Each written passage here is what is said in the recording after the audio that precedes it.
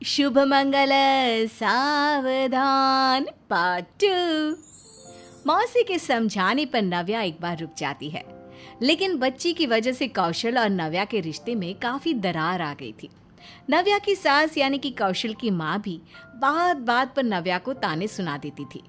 कुछ दिनों के बाद मौसी जी अपने घर वापस चली गई और फिर एक दिन शाम के वक्त, कौशल बेटा, अब तो 3 साल हो गए तुम्हारी शादी को। बच्चा होने की तो कोई उम्मीद नजर नहीं आती। ऊपर से तुम्हारे और बहू के बीच में ये रोज रोज की नोक झोंक, मेरी तो कुछ समझ में ही नहीं आता कि आखिर क्या किया जाए। मैं खुद परेशान हो गया हूँ इन रोज रोज के लड़ाई झगड़ों से। कौशल, मैं आपसे बार बार कह चुकी हूँ कि इसमें मेरी कोई गलती नहीं है और अब तो हम डॉक्टर से भी चेकअप करवा चुके हैं। तुम्हारे और मेरे दोनों में से किसी के अंदर कोई भी कमी नहीं। शायद भगवान की यही मर्जी है। हाँ, अब तो यही कह सकते हैं कि भगवान की मर्जी है। भगवान भी तो कई बार गलत जोड़े बनाकर भेज देता है ना। मेरे ही बेटे की जिंदगी खराब होनी थी। मम्मी, अब फिर से मुझे दोष देने की कोशिश कर रही हैं। मैं आपको पहले भी कई बार कह चुकी हूँ कि इसमें मेरी कोई गलती नहीं है। तो क्या करूं? मेरा तो दादी बनने का सपना अधूरा ही रह गया ना। सोचा करती थी मेरे कौशल के 2-3 बच्चे होंगे, सबको खिलाऊंगी, मेरा आंगन नन्हे नन्हे बच्चों की किलकारी से गूंजेगा। लेकिन मेरा आंगन तो सूना का सूना ही रह गया। इसी तरह 2-3 साल और बीत गए।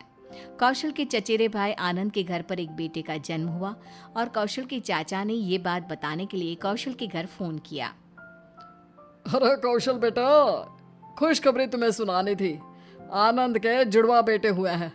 अब देखो, आनंद की शादी तुम्हारी शादी के 2 साल बाद हुई थी, लेकिन एक साथ 2 बच्चे हमारे घर आ गए।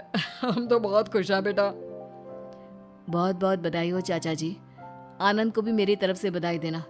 मैं उसके बारे में सुनकर बहुत खुश हूँ। अच्छा बेटा, ये तो बताओ तुम कब खुशखबरी सुना रहे हो? भाई 3-4 साल से ज्यादा हो गया है तुम्हारी शादी को। तुम्हारी तो लव मैरिज है ना। अब तक तो 2-4 बच्चे हो जाने चाहिए थे। क्या इरादा है? बहू की नौकरी लग गई है क्या? नहीं चाचा जी, उसकी कोई नौकरी नहीं लगी है, वो घर में ही रहती है। अरे तो फिर बच्चा पैदा करने में इतने साल क्यों लगा दिए? तुम्हारी मम्मी तो कह रही थी कि हमारा कौशल जल्द ही खुशखबरी सुना देगा। ऐसी तो कोई बात नहीं है चाचा जी, बस जल्दी आपको खुशखबरी सुनने को मिलेगी। कहीं कुछ छुपा तो नहीं रहे हो बेटो? तुम्हारी बातों से ऐसा लग रहा है कि कुछ गड़बड़ है। अब नहीं चाचा जी, ऐसी कोई बात नहीं है। हाँ, आपको बधाई हो। हाँ, आप दादा बन गए ना। कौशल फोन तो रख देता है, लेकिन उसका मूड एकदम से खराब हो जाता है और उसका गुस्सा बहुत बढ़ जाता है। माँ, आपको पता है, चाचा जी मुझे फोन करके 10 बातें सुना रहे थे। आनंद के 2 जुड़वा बेटे क्या हो गए, वो तो मेरे पीछे ही पड़ गए। देख बेटा, अब तुझे ही कुछ करना पड़ेगा। ये मामला ही ऐसा है। नव्या से कुछ कहो तो मुंह फुलाकर बैठ जाती है। मेरी तो कुछ समझ में नहीं आ रहा, आखिर मैं क्या करूं? नव्या मुझे पसंद है माँ, लेकिन इस बच्ची की वजह से मेरी और उसकी इतनी लड़ाई होने लगी है कि बस पूछिए मत। जानती हूँ, तुम दोनों तो तलाक लेने वाले थे। देखो बेटा, मुझे बच्चे की चाहत है, लेकिन तुम्हारा और नव्या का तलाक हो, मैं ऐसा भी नहीं चाहती। मैं गुस्से में बहुत कुछ कह चुकी हूँ, लेकिन सच कहूँ तो मुझे भी बुरा लगता है। तो आप ही बताइए माँ, मैं क्या करूं? आप कहें तो मैं बच्चा गोद लेकर आ जाता हूँ। मैं तो चाहती थी कि तुम दोनों का ही बच्चा इस घर में पैदा हो। तुम्हारी मौसी ने तो दवाई भी ला कर दी थी, लेकिन उससे भी कुछ नहीं हुआ। मैं उससे ही फोन करके पूछती हूँ, शायद वो कोई उपाय बता दे। कैसी हो दीदी? दीदी, अब आप ही कुछ बताओ ना। कौशल और नव्या का बच्चा अभी तक इस दुनिया में नहीं आया। आपने तो दवाई भी बताई थी। देखो, एक आश्रम है, तुम कौशल और नव्या को 4-5 दिन के लिए वहां पर भेज दो। आश्रम का मतलब ऐसा है कि वहां पर कोई भी पति पत्नी जाकर रुक सकते हैं और आराम से शांति से रह सकते हैं। उसके बाद देखना सब कुछ ठीक हो जाएगा। लेकिन उन दोनों के बीच तो आजकल बहुत झगड़े होते हैं दीदी। वो भला वहां पर रुकने को क्यों जाएंगे? देखो, जब वो घर से निकले ना, तो तुम उन्हें ये बात समझा देना कि वहां जाकर उनको झगड़ा नहीं करना है, पहले की तरह प्यार से रहना है। अब अगर वो अपना बच्चा चाहते हैं तो इसका यही एक तरीका है, क्योंकि उस आश्रम की यही खास बात है कि अगर वहां पर आने के बाद भी पति पत्नी झगड़ा करते हैं तो फिर उन्हें कभी संतान नहीं होती। ये तो आपने बहुत अच्छी बात बताई दीदी। मैं आज ही कौशल से कहती हूँ और नव्या और कौशल को वहाँ पर भेज देती हूँ। शाम के वक्त कौशल की माँ कौशल और नव्या को अपने पास बुलाती है और उस आश्रम के बारे में बताती है। ठीक है माँ, मैं नव्या के साथ वहाँ जाने को तैयार हूँ, लेकिन इसके बाद मैं इस तरह का कोई उपाय नहीं करूँगा। मैं भी इस मामले से बहुत परेशान हो चुकी हूँ मम्मी जी। आपके कहने पर वहाँ जा रही हूँ, लेकिन इसके बाद किसी भी बाबा या किसी भी आश्रम का सहारा लेने की कोई जरूरत नहीं है। हमारी किस्मत में बच्चा है ही नहीं। अच्छा ठीक है। देखो, अब जैसा मौसी जी ने बताया है उस बात का ध्यान रखना। वहाँ जाकर तुम दोनों को आपस में बिल्कुल भी झगड़ा नहीं करना है, वरना जिंदगी भर हम बच्चे के सुख से वंचित रह जाएंगे। अपनी सास की बात मानकर नव्या कौशल के साथ उस आश्रम की तरफ चली जाती है। नव्या और कौशल उस आश्रम में कुछ दिन रहते हैं।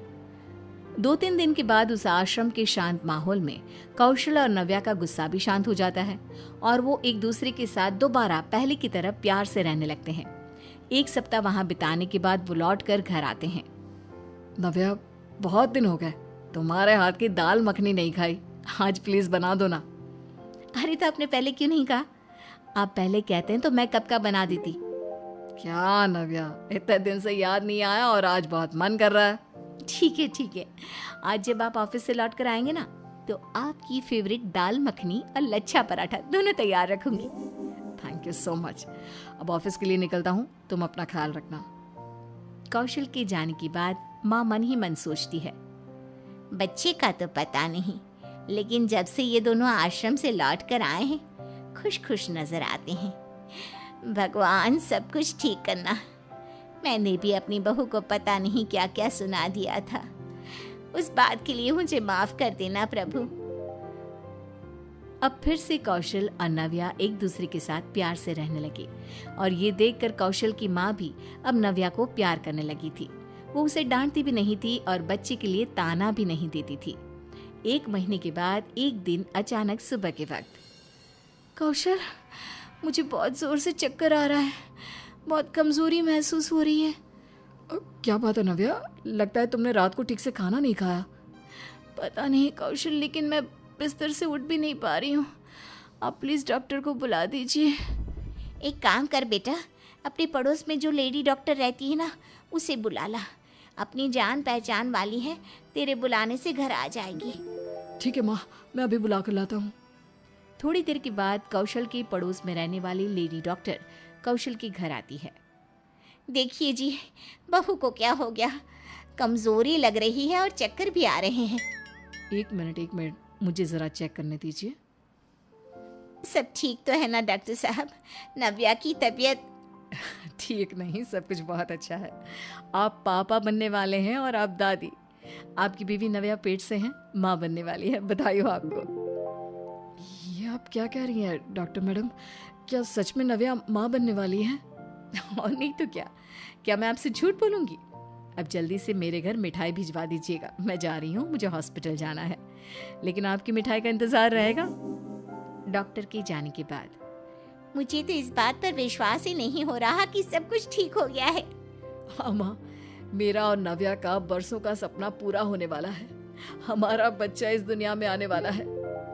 ठीक उसी वक्त मौसी जी कौशल के घर आती है। अरे मौसी, आप ना बहुत सही टाइम पर आई हैं। अब आप यहाँ रहकर खूब सारी मिठाई खाइए। जान दिया, आप नव्या माँ बनने वाली है। मैं तो अच्छी तरह जानती थी बेटा, इसीलिए तो तुम्हें आश्रम भेजा था। मौसी, उस आश्रम में सच में कोई मैजिक है क्या? आश्रम में कोई मैजिक नहीं। वो आश्रम तो ऐसा ही है जैसे दूसरे आश्रम होते हैं। लेकिन तेरे और कौशल के बीच परेशानी क्या थी मालूम है? कौशल बहुत तनाव में आ गया था इस बात को लेकर कि वो बाप नहीं बन रहा, और ऐसा ही कुछ तेरे साथ भी हो रहा था। और जानती हो बहू, तनाव की वजह से भी कभी कभी बच्चा नहीं होता। इसलिए मैंने तुम दोनों को आश्रम भेजा। पहले जब तुम दोनों तलाक लेने वाले थे तब भी मैंने तुम्हें इसीलिए रोक लिया था कि ये परिस्थिति कुछ समय की है, सब कुछ चला जाएगा। मैंने भगवान से प्रार्थना की और भगवान ने मेरी सुन ली। अरे बेटा, बहुत खुश हूं मैं तेरे लिए। थैंक यू मौसी जी, आपकी समझदारी की वजह से आज हमें एक सबक सीखने को मिला और साथ में हमारे आने वाले बच्चे की खुशखबरी भी मिली।